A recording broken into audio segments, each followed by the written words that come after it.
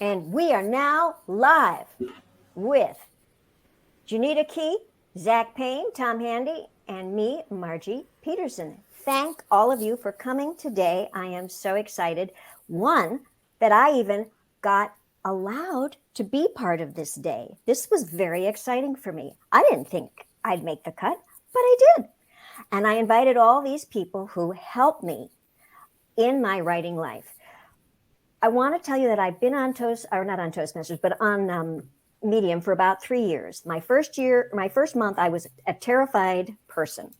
I absolutely just went, I have to write. I need a pseudonym. It was all terrible. But then I actually wrote an article and I got some comments and I made maybe 2 cents. Wow. Then on my second article, which is Why I Love My Husband, Roz Warren, the funny Roz Warren, said, "You made my day on Medium, mazel tov." And why was that? Because I explained in my story that Henry Kissinger is responsible for my happy marriage because all he did was yap, yap, yap, yap, yap, yap about the SALT II treaty talks. And she just thought it was wonderful. I mean, 2 minutes out of the gate and you get a response like that. That's exciting. So I felt funny. Then, on that same article, Dr. Mehmet Yildiz said, "Would you write for Illumination?" That was before it was the behemoth that it is now.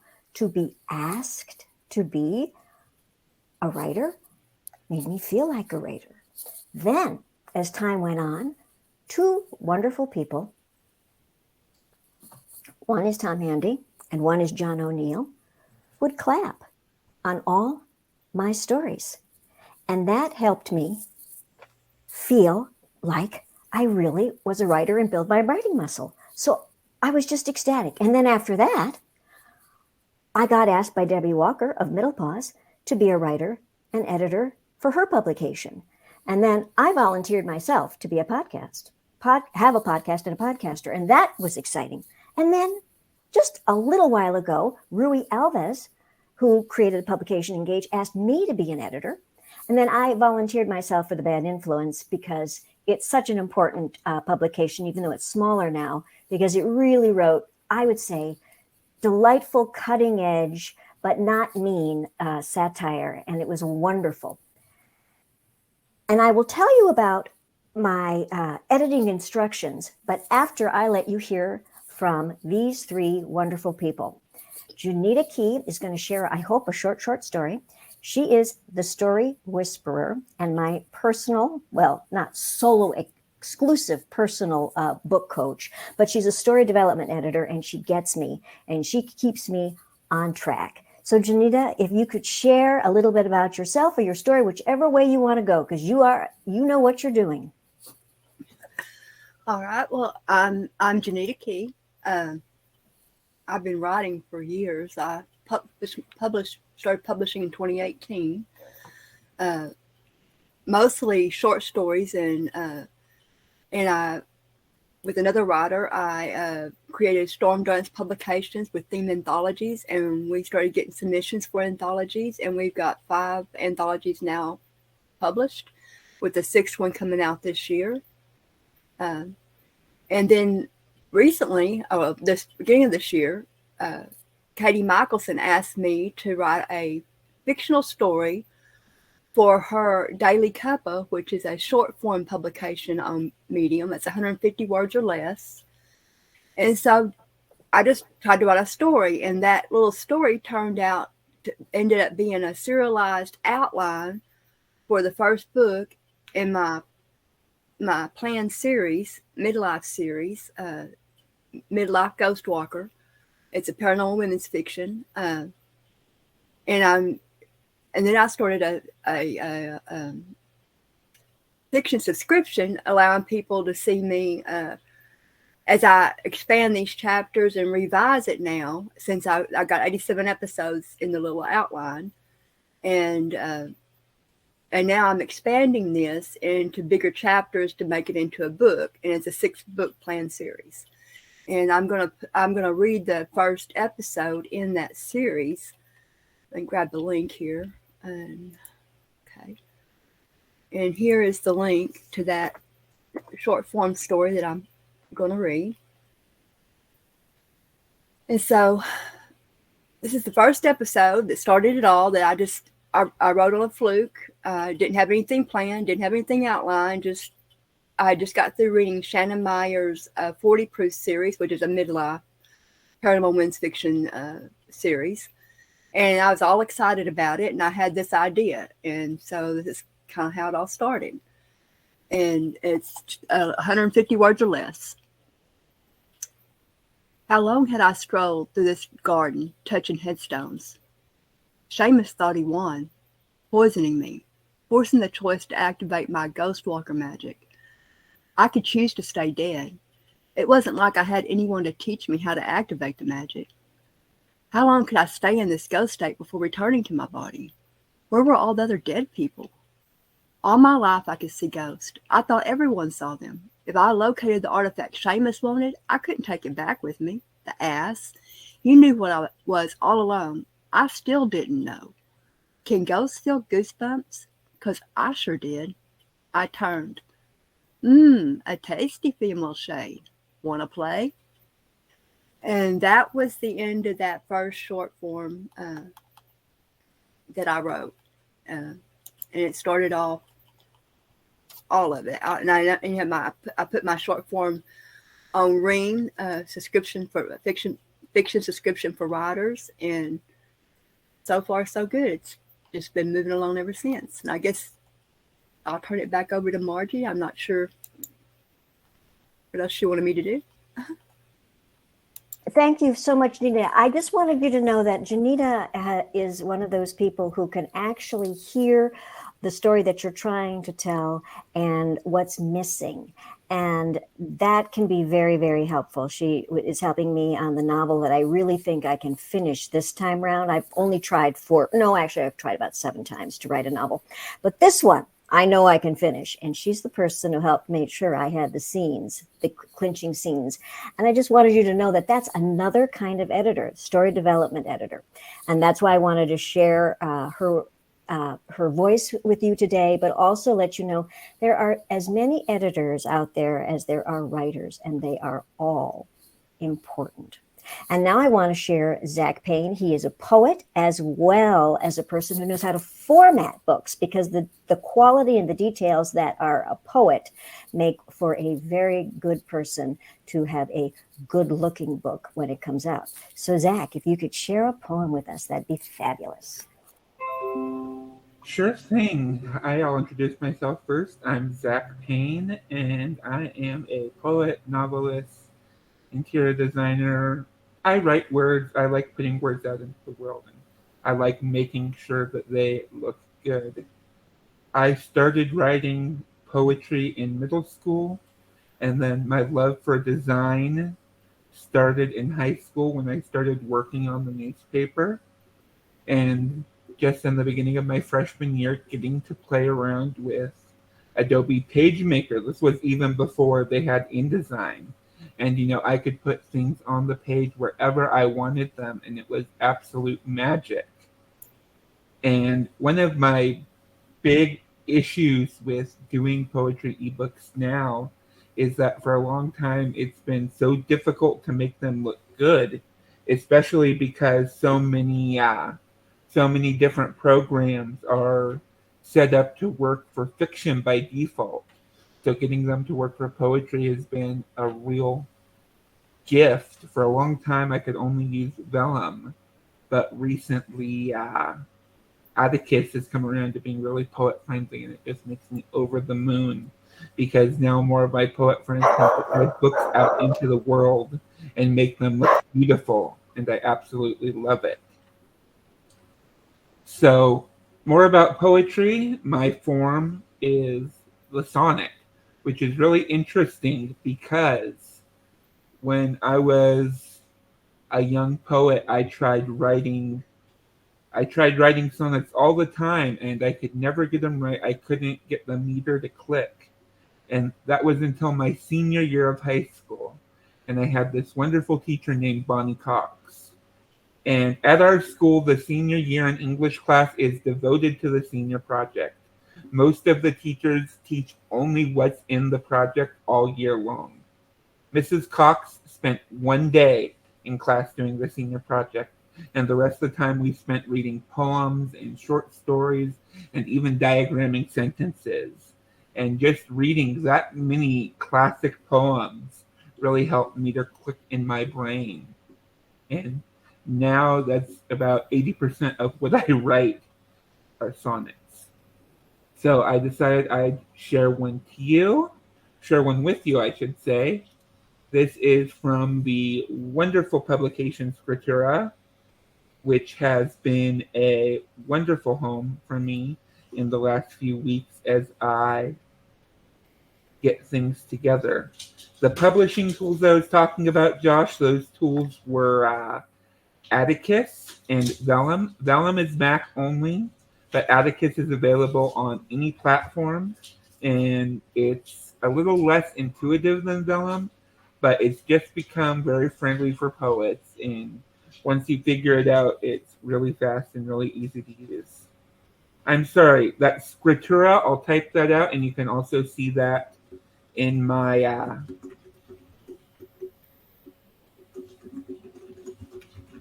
in the link I'm about to share. I did. Christina, the next step to getting published. See, the difficult thing is with my fiction, I want to be traditionally published. So I'm doing the query letters, I'm doing the editing, I'm doing all of that. But with poetry, I'm not a big name with an MFA or anything like that. So I just tend to self-publish my own poetry. And what I do is I usually upload it to Amazon.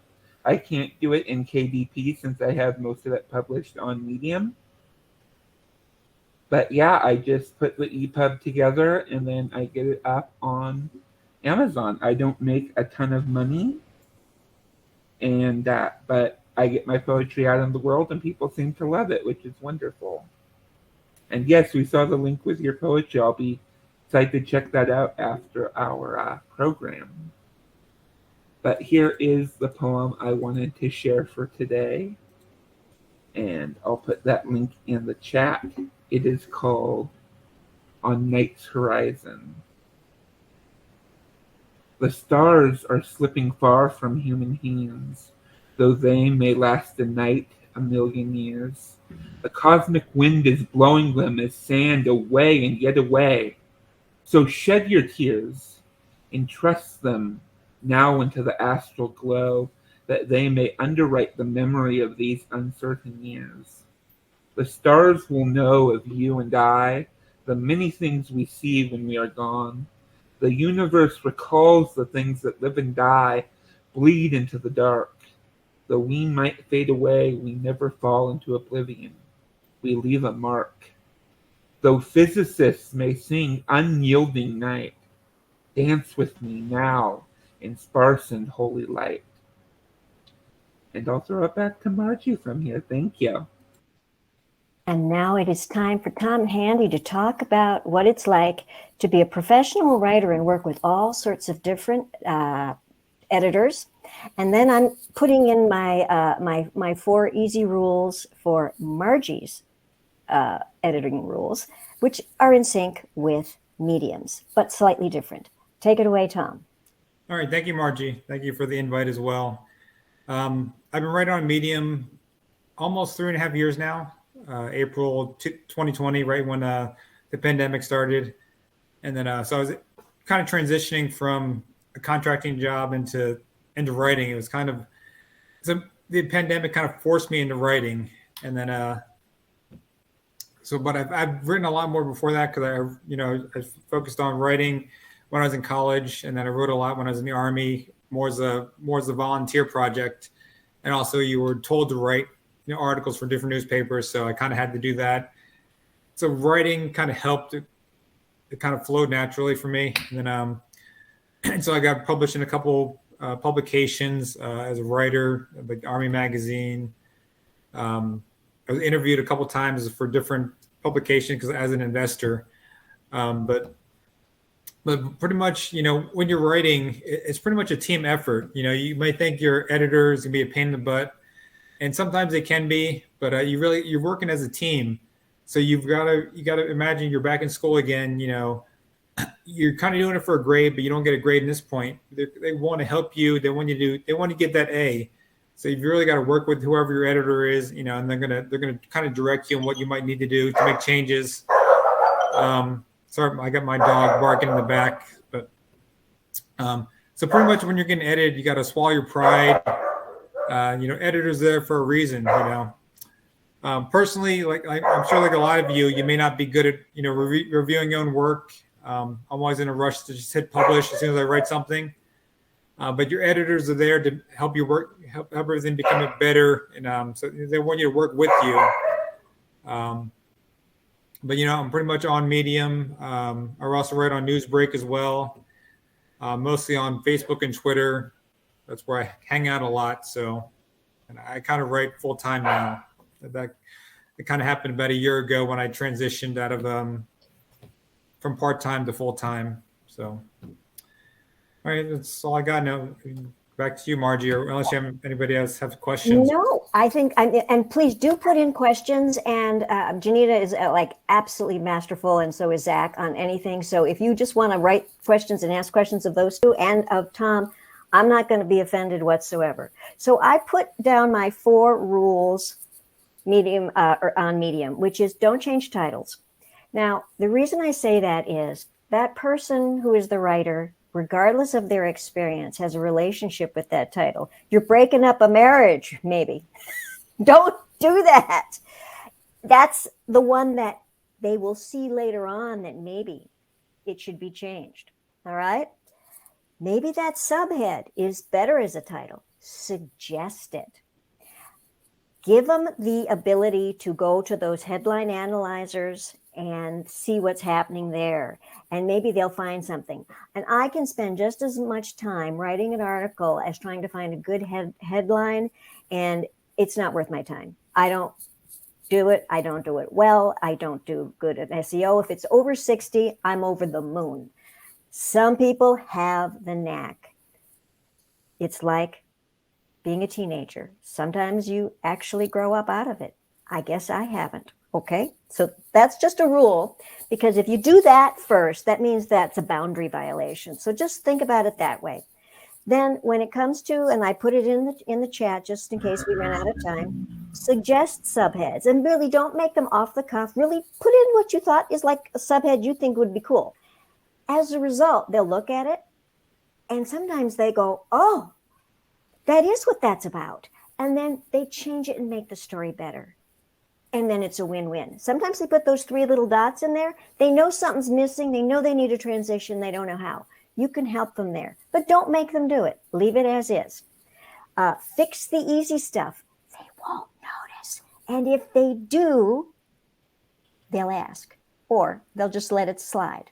But English is not American English is not the only language of English. We are now, as Americans, a minority. So if you are an editor who is an American, really, when you see what you consider a misspelling or a word order choice that's just not what you would expect, ask what it means and just say, I'm an American who doesn't understand this, and see what happens. I don't think that's rude, but I am doing some editing with the incredible poet who is on the Bad Influence. And he's got other ways of saying things. Hi there. And if you came up on moderation, if you could mute yourself simply because I'm hearing like zippers or something. But I just want you to kind of think about that from another perspective, because there are more people in India, Pakistan, and those countries around who speak their version of English than there are in America, Europe, etc. Okay, so it's just something to think about. We are a global place. And I just wanted to share that with you because it's a sign of respect. One of the things that happened for me is I got asked to be on Middle Pause to be a writer and an editor. I was a terrible editor, so I kind of just said, I'll do something else instead. So I podcast for them. Then Rui Alves asked me to be on Engage, and he showed me some things about like plagiarism checkers. There's one on Google that's free. He knows a few others, but he also gave me some good advice when I had just an article that I just said something's missing and I don't know what it is, and he said make a graph, and wow, he was right. And as a result of that, I felt like, oh, I can approach an editor with things that I don't know are right. It's okay to ask when you're having a difficulty. And that's, I think, the most important thing, because as you grow, you can ask things. The thing you don't want to be is the person who just has an answer to everything and won't take any changes. I had a person on, and I forgot, I'm also an editor. So Middle Pause editor, Engage, Bad Behavior, and also on the Book Cafe. I had a person who just didn't want any changes on something that was only 60 words long, and the rules in that actual publication are 500 words. She hadn't read the submissions. Well, I could tell her read the submissions and be all cranky with her, but she wasn't even going to let me change something that didn't make sense. And I thought, okay. And I asked her, and she said, no, I like it just the way it is. Okay. Agree to disagree. And it's a growth thing, but it's not a boundary violation. So those are the things that I've learned. Now, Marilyn, who had a presentation earlier on the day, has presented, and Marilyn Flowers here in the chat. She's got like 10 submission guidelines that she's put out on Middle Pause because it's such a popular publication. And we weren't growing even a year ago, and now kaboom, we are excited. And it's bigger and bigger and bigger. And I haven't had a chance to get onto that publication because I finally did the thing that was the scariest thing for me, which is to query a publication. So I queried Toastmaster Magazine, and guess what? They said yes. And then they asked me for rewrites. A whole month and 4 rewrites. Well, that's what grown-ups do. I'm not much of a grown-up, but I did it without being too rude. They were never rude. They were professional. They were wonderful to me. Am I happy with how the story turned out? Yeah, because I got published. And I might even get paid. And now I've got a clip. That's a growth. Now, do I want to be a nonfiction writer? No. But being on Medium has taught me how to write scenes better in fiction. Because occasionally you'll say in a poem, huh? Or what were you trying to say? And then you go, oh, and you get responses. And those are the growth opportunities. If you are actually writing for somebody else, they get to decide what the title is. They get to decide what the transitions are. What else do they get to decide? Anybody want to unmute who's in the group? Because Tom knows about this. Janita knows about this because she's an editor and she has her own publication. A short story publication that she puts out quarterly or yearly. I think, Janita, if you could share, that would be great. And Zach knows from his time working at a publishing house. Please share, because you know more than I, because we got 7 more minutes for genius here. Well, I think a lot of times for editing, it is when you work with an editor, especially if you're speaking one-on-one with them, you want to tailor your feedback to that person, because you can give them a whole bunch of suggestions, but if it doesn't feel right to their vision and their story, then it's not going to work for them.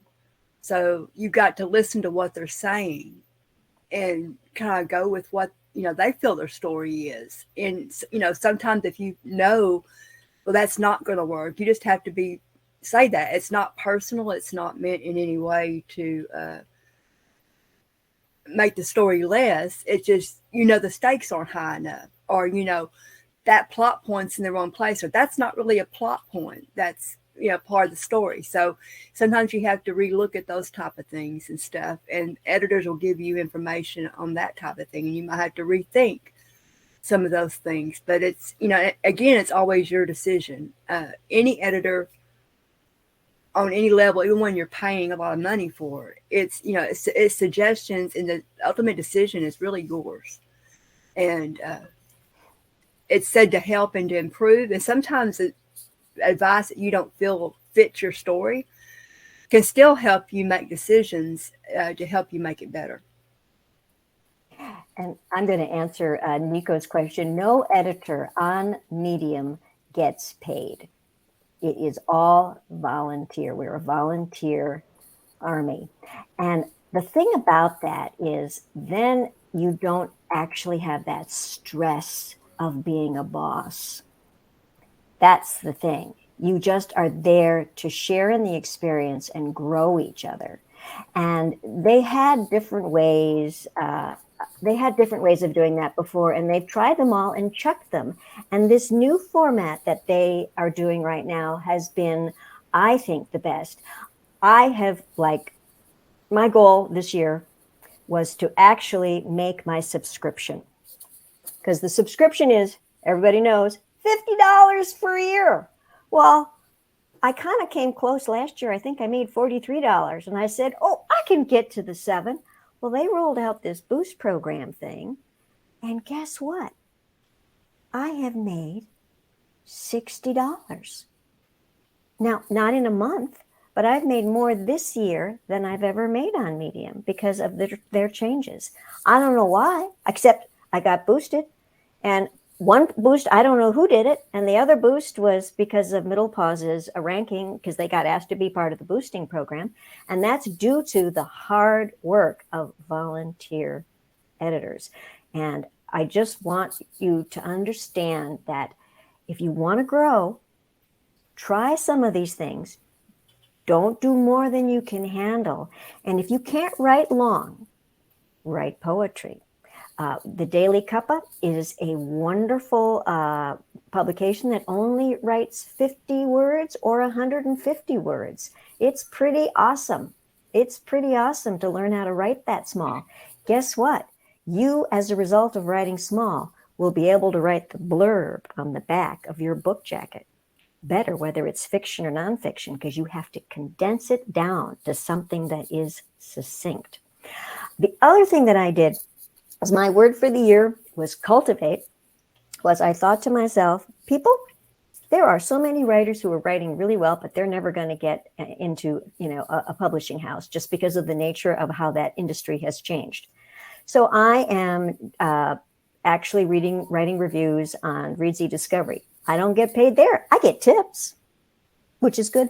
But I've read about 8 books that I never would have read, and I have just really enjoyed the experience. It's been tough to figure out how to tell the story but not give away the plot and be fair.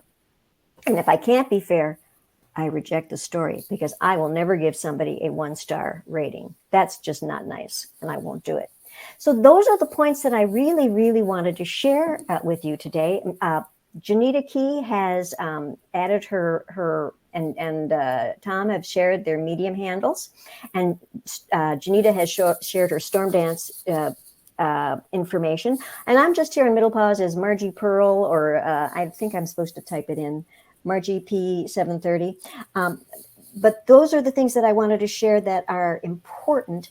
And I'm not seeing that many questions in the chat. And so I'm wondering, is it just because we're so wonderful, or is it because you just wanted to just meet people? Because come on, folks, there's more to learn. So in any event, and we've got put the questions in the chat. How do I contact Zach for editing? Okay, Zach, he's got his Substack. Zach, you got to put in your email for that. And Janita really is the story whisperer. She's worked on me with two different stories, story cycles, and she is my person. And the other day when we were working on my 10 plot points for the story that I'm working on, she did all of the, what was it called, Janita? The long summary? No, what do you call it? The long summary and the short summary? And no, she says, it was like your premise pitch, one premise and a paragraph kind of thing. Well, it's more of a pitch than a premise, but it's similar to the premise. Yeah. Exactly. And I'm telling you, she's sitting there sweating it. But I mean, I am paying her, but she's sweating it, and I'm feeling like I'm just drinking tea. But you need that, because you don't have every skill. Some of the best writers actually were dyslexic. Some of my favorite writers were dyslexic. Agatha Christie is one of them. My favorite podcaster ever, she was a radio personality. She was dyslexic, and you would not have been able to read her notes. If she was sick and she would write stories extemporaneously and tell them on the air with a postcard, index card, you couldn't have filled in for her to save your soul, because her writing was not able to be understood by somebody else. So if you don't have those skills, this is what you pay the other people for. And go to those places where you can build your muscles. There is Scriptura.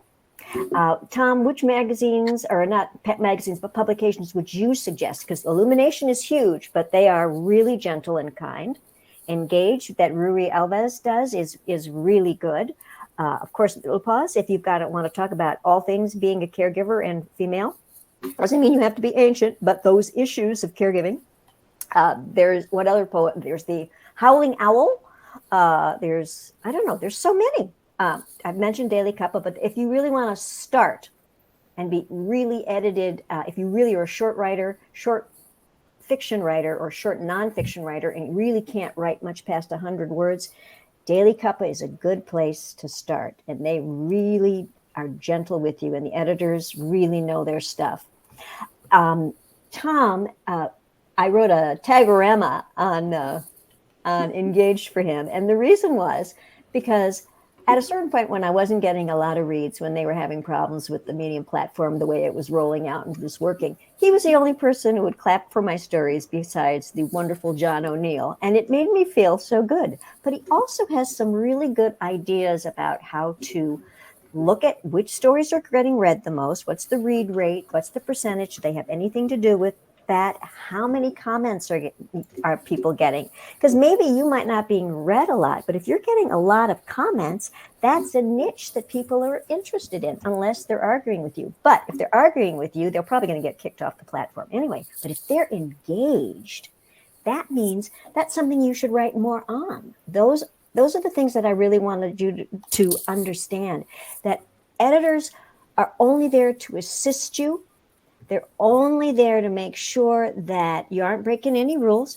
Marilyn Flower let me understand that I was not doing my citations correctly with art, and that includes music and photos.